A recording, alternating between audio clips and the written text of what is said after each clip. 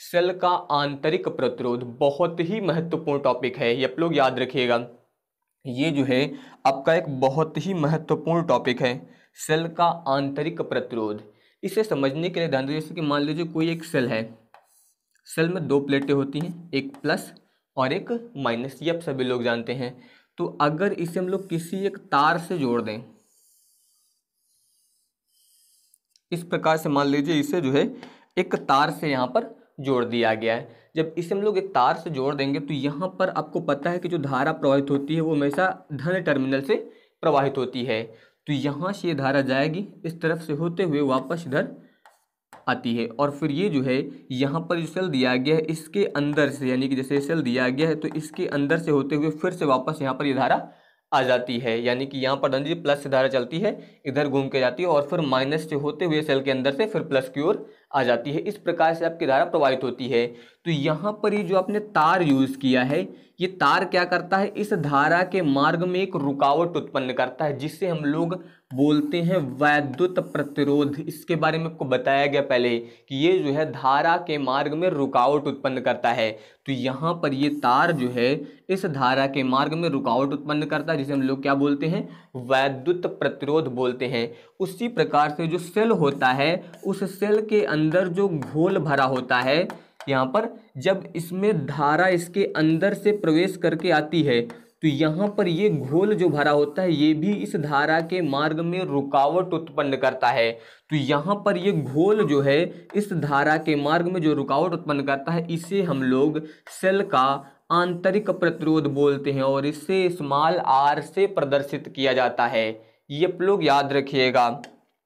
तो आपको क्या बताया गया आंतरिक प्रतिरोध के बारे में कि सेल जो होता है उस सेल के अंदर जो घोल भरा होता है, जब यहाँ पर धारा इसके अंदर से होते हुए प्रवाहित होती है तो यहाँ पर ये घोल जो भरा होता है वो इस धारा के मार्ग में जो है एक रुकावट उत्पन्न करता है। इससे ही हम लोग सेल का आंतरिक प्रतिरोध बोलते हैं। यहाँ पर जो ये रुकावट यहाँ पर कर रहा है, ध्यान दीजिए ये रुकावट कहाँ हो रही है, सेल के अंदर हो रही है उस धारा में, तो इसे हम लोग आंतरिक प्रतिरोध बोलते हैं।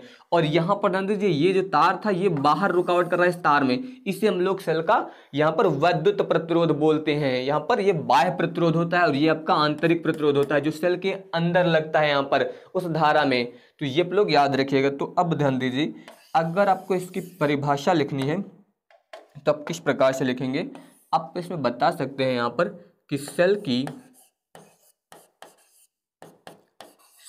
की दोनों प्लेटों के बीच, सेल की दोनों प्लेटों के बीच, प्लेटों के बीच सेल के भीतर, बताएंगे सेल की दोनों प्लेटों के बीच जो है सेल के भीतर धारा के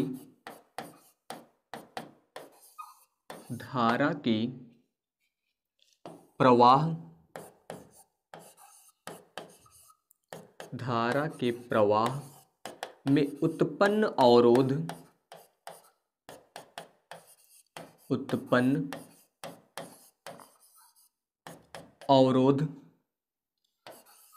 को सेल का आंतरिक प्रतिरोध कहते हैं। को सेल का आंतरिक प्रतिरोध कहते हैं।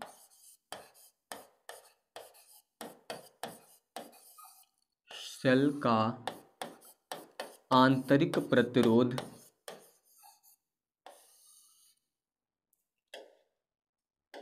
कहते हैं।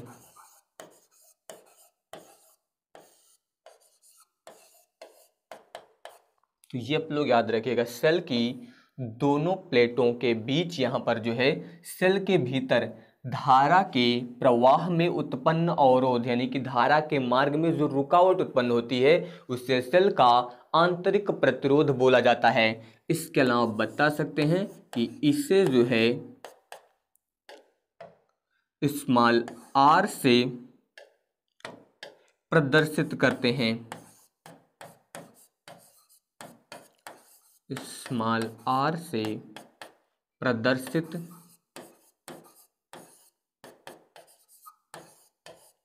करते हैं। तो ये आप लोग यहाँ पर याद रखिएगा इसके बारे में। इसके अलावा जो है सेल का जो आंतरिक प्रतिरोध होता है ये कई बातों पर निर्भर करता है। तो इसके लिए ध्यान दीजिए, आप बता सकते हैं यहाँ पर कि सेल का आंतरिक प्रतिरोध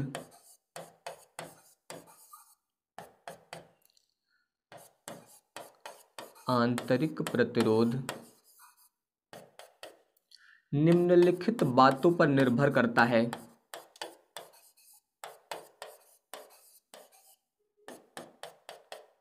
निम्नलिखित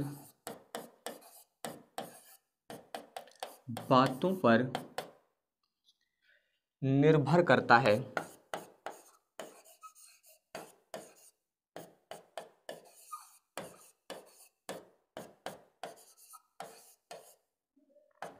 अब ध्यान दीजिए कौन कौन सी बातें हैं जिन पर सेल का आंतरिक प्रतिरोध निर्भर करता है। सबसे पहले जो सेल होता है उसकी जो प्लेटें होती हैं यानी कि प्लस और माइनस, इनके बीच की जो दूरी होती है इस दूरी पर सेल का आंतरिक प्रतिरोध निर्भर करता है। यानी कि इस दूरी के अनुक्रमानुपाती होता है प्रतिरोध। यहाँ पर ये जितनी दूरी होगी इन दोनों प्लेटों के बीच की, यहाँ पर जो है इस दूरी के अनुक्रमानुपाती होता है सेल का आंतरिक प्रतिरोध। यानी कि अगर दूरी बढ़ेगी तो प्रतिरोध बढ़ेगा, अगर दूरी कम होगी प्लेटों के बीच की तो यहाँ पर प्रतिरोध कम होगा। तो प्रतिरोध जो होता है वो इन दोनों प्लेटों के बीच की दूरी के अनुक्रमानुपाती होता है। ये आप लोग याद रखेंगे। तो आप इसमें बता सकते हैं यहाँ पर कि सेल का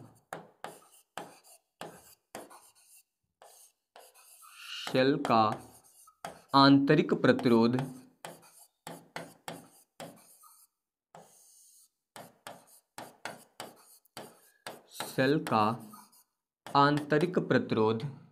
सेल की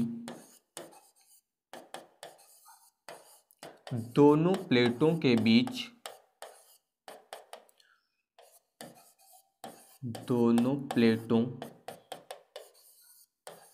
के बीच की दूरी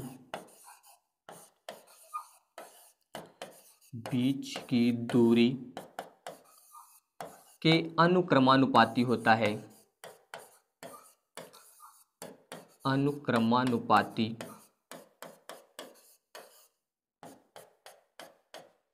होता है।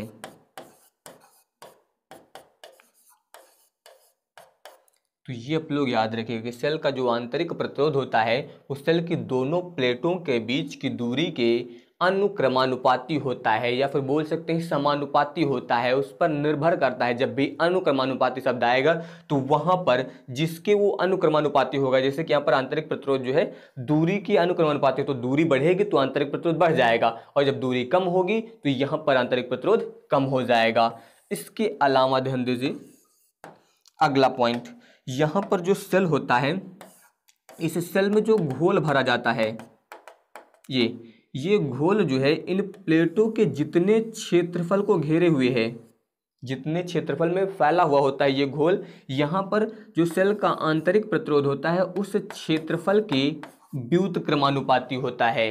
यानी कि जितने में ये घोल फैला हुआ है उस क्षेत्रफल के व्युत्क्रमानुपाती होता है सेल का आंतरिक प्रतिरोध। यानी कि अगर वो ज़्यादा दूर तक फैला रहेगा तो अब की बार क्या होगा, अगर क्षेत्रफल आपका बढ़ेगा तो प्रतिरोध घटेगा। यानी कि ये व्युत्क्रमानुपाती है। अनुक्रमानुपाती में क्या होता है, सेम चीज, जो बढ़ता है तो वहां पर उसका मान भी बढ़ेगा, लेकिन इसमें विपरीत, अगर क्षेत्रफल बढ़ेगा तो ये घट जाएगा, अगर आप इसे घटाएंगे तो प्रतिरोध बढ़ जाएगा। तो यहाँ पर जो है आंतरिक प्रतिरोध जो होता है इसके अंदर जो घोल भरा जाता है इसके द्वारा घेरे गए क्षेत्रफल के व्युत्क्रमानुपाती होता है। यानी कि ये घोल जो है प्लेटों के जितने क्षेत्रफल को घेरे हुए हैं उसके व्युत्क्रमानुपाती होता है।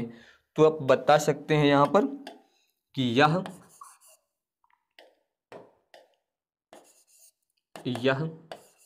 घोल द्वारा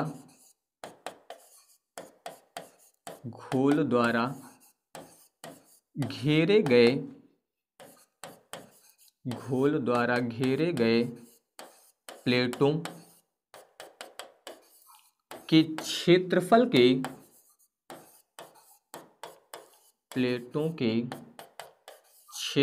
के व्युत्क्रमानुपाती होता है, व्युत्क्रमानुपाती होता है।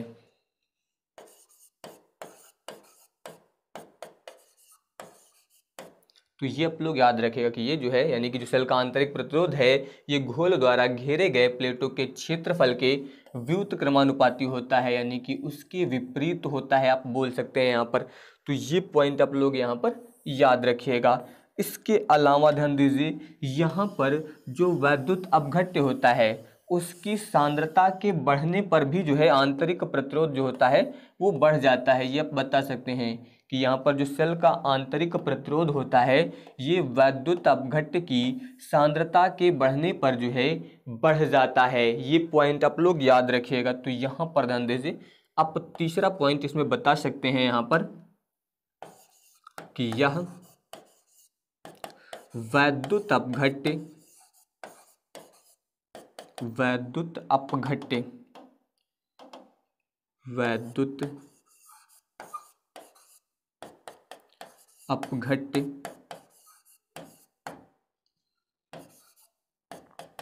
की सांद्रता बढ़ने पर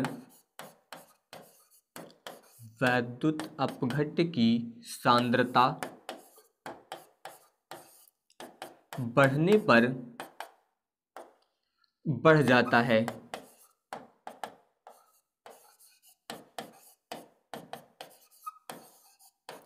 सेल में जो वैद्युत अपघट्य होता है यानी कि जो वैद्युत अपघट्य पदार्थ भरा जाता है, अगर उस वैद्युत अपघट्य की सांद्रता बढ़ जाती है तो सांद्रता के बढ़ने पर आंतरिक प्रतिरोध का मान भी जो है बढ़ जाएगा। ये पॉइंट आप लोग यहाँ पर याद रखिएगा। 4, तो यहाँ पर याद रखिएगा कि यहाँ पर जो वैद्युत अपघट्य भराया गया वो इसके अलावा जो प्लेटों का पदार्थ होता है उस पर भी जो है आंतरिक प्रतिरोध निर्भर करता है, यानी कि आप बता सकते हैं यहाँ पर वैद्युत अपघट्य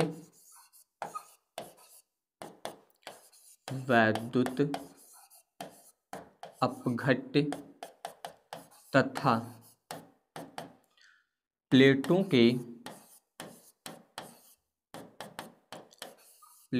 के पदार्थ की प्रकृति पर निर्भर करता है। प्रकृति पर निर्भर करता है।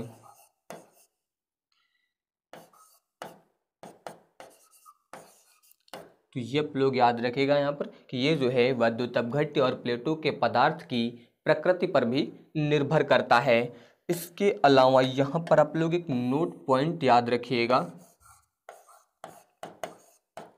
कि जो सेल का आंतरिक प्रतिरोध होता है, यहाँ पर जो सेल का आंतरिक प्रतिरोध होता है ये याद रखिएगा नियत नहीं रहता है, यानी कि ये जो है बदलता रहता है। ये आप लोग याद रखिएगा कि सेल का आंतरिक प्रतिरोध जो है नियत नहीं रहता है, बल्कि सेल को उपयोग में लाते रहने पर धीरे धीरे बढ़ता रहता है। ये आप लोग याद रखिएगा। तो आप यहाँ पर बता सकते हैं इसमें कि सेल का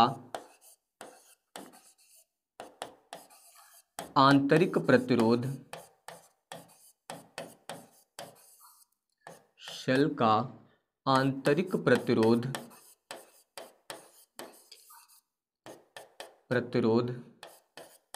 नियत नहीं रहता है, नियत नहीं रहता है,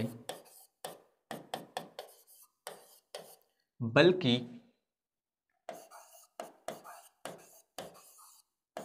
सेल को उपयोग में लाते रहने पर सेल को उपयोग में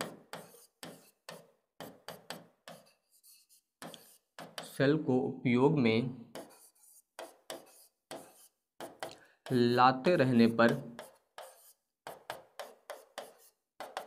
धीरे धीरे बढ़ता है।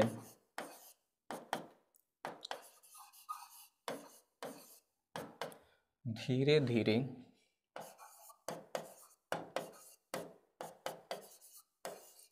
बढ़ता है। तो ये पॉइंट याद रखेगा कि आंतरिक प्रतिरोध जो है ये आपका नियत यानी कि कांस्टेंट नहीं होता है, बल्कि जैसे जैसे आप यहाँ पर सेल को उपयोग में लाते रहते हैं उसी क्रम में जो यहाँ पर इसका मान धीरे धीरे बढ़ता रहता है। तो ये पॉइंट आप लोग यहाँ पर जो है सेल के आंतरिक प्रतिरोध के बारे में याद रखिएगा।